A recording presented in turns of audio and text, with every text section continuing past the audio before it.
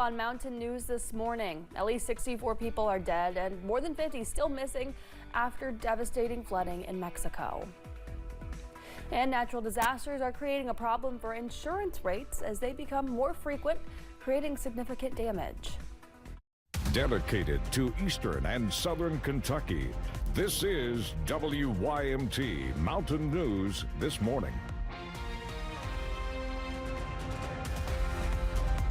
Good morning. Happy Tuesday to you, Mountain family. I'm Amelia Lee here with you on this October 14th.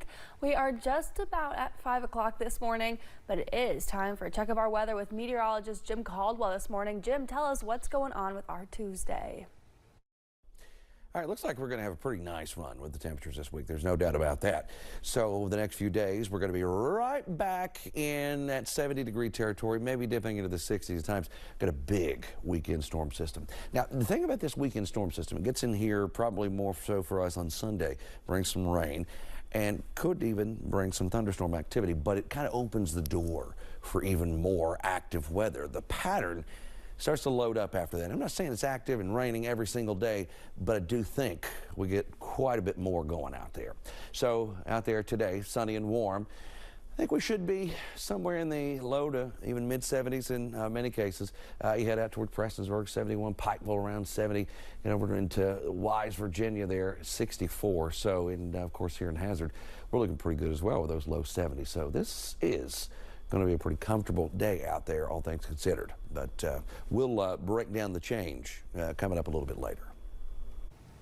At least 64 people are dead and 65 still missing after days of torrential rain triggered floods and landslides across Mexico. It came after a tropical depression triggered those landslides and floods in the Gulf Coast and central states. The unnamed system struck near the end of the rainy season, swelling already saturated rivers, while forecasters focus on tropical storms and 2 Pacific hurricanes. Thousands of troops have been deployed as rescuers struggle to reach more than 80 towns that remain inaccessible.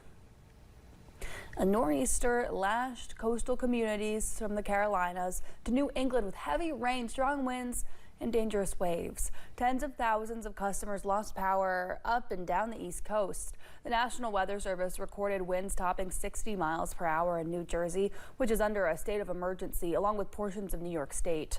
The storm flooded roads across the region. Dozens of flights have been delayed or canceled.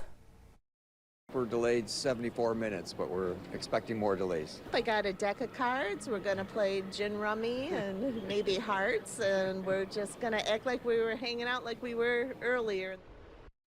The nor'easter is now moving out to sea.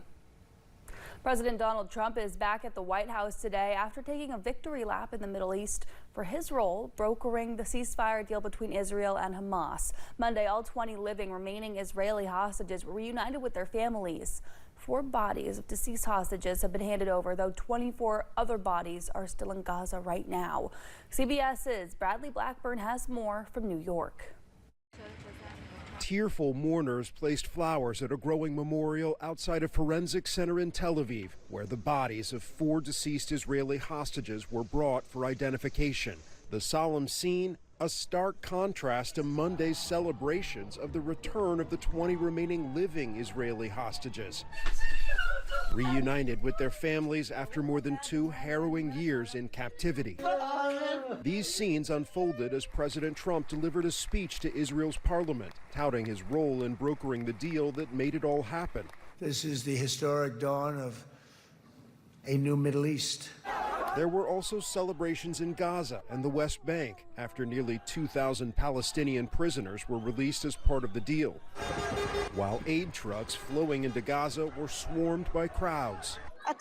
This mother says some people take aid while others get nothing. In Egypt Monday, the president also signed a peace and security declaration with the heads of Egypt, Qatar, and Turkey, and held a summit with dozens of world leaders. The rebuilding is maybe going to be the easiest part. I think we've done a lot of the hardest part. But questions remain on a number of issues, including whether Hamas will disarm. Who pays for the reconstruction of Gaza, which experts say could cost $53 billion? Which countries will contribute to the president's plan for an international security force in Gaza? And what a Palestinian government in Gaza will look like. Bradley Blackburn, CBS News. Now, the president continues to receive praise over the peace deal, including from his past political rivals. Palestinian and Israeli communities in Lexington are sharing in the relief to see many people come home for the first time since 2023. But they caution the first ceasefire deal in January lasted only until March. Rabbi David Wertschaffer hopes this time around will show a renewed commitment to establishing peace that will last for years to come. Let's be prayerful and cautiously optimistic that all parties honor their commitments and that this ceasefire holds and that the peace proposal is implemented step by step. Will the IDF actually withdraw, and can Gaza be rebuilt, and will aid come in uninterrupted? That I don't know. Rabbi hopes the step made yesterday can inspire other leaders to increase efforts to establish peace. The government shutdown is getting ready to enter its third week with no end in sight. Hundreds of thousands of federal employees are furloughed. More than 4,000 federal workers were sent termination notices last week.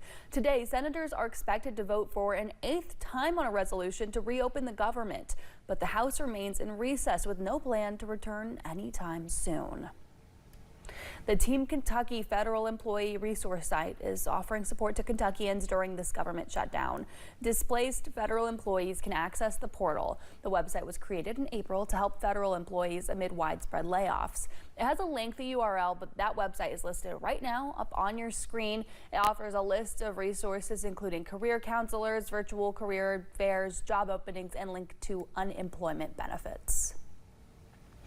Natural disasters are becoming more frequent and expensive. That's creating a problem in the insurance market as companies raise rates or drop coverage entirely.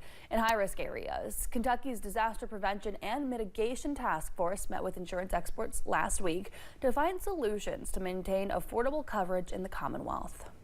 Markets are being exited, accessibility is sometimes limited, and affordability for various reasons of construction costs and other things are just skyrocketing, and we fear that those markets will be out of touch for the average person.